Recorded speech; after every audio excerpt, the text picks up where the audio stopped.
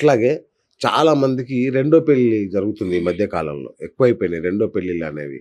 Almost 2 పెళ్ళిళ్ళు జరిగిపోతున్నాయి చాలా మందికి. ఇదే సో ఇల్లీగల్ అఫైర్స్ ద్వారా. అంటే ఈ రెండో పెళ్లి యోగం అనేది ఒకటుంటుందా? లేదంటే విడాకులు ఖాయం వీళ్ళకి పెళ్లయితే అనేదేమన్నా నిర్దిష్టంగా ఉంటుందా జాతకంలో? 12వ భావంలో బుధ శుక్రుల కలయిక ఉంటే వీరి జాతకరీత్యా హ్మ్.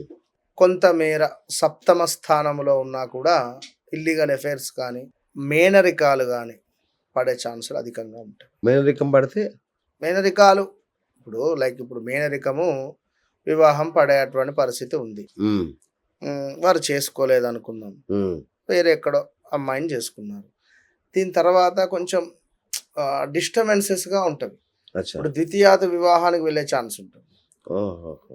మేనరికం పడ్డప్పుడు ఇప్పుడు మనకు జాతకరీత్యా బుధుడు, శుక్రుడు కలిసి ఉన్నట్టయితే మేనరికము వివాహం పడుతుంది అనుకున్నప్పుడు ఇప్పుడు కొందరంటారు వారికి ఇష్టం లేదు.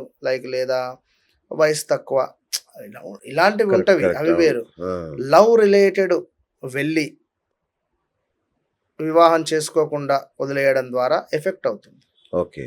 సో, బుధ శుక్రుల కలయిక ఉన్న కుజుడు వీరికి అష్టమాది 8వ స్థానంలో ఉన్నా కూడా హ్మ్. మొదటి వివాహం కాస్త పెటాకులై రెండో వివాహానికి వెళ్ళే ఛాన్స్ ఉంటుంది. ఓకే.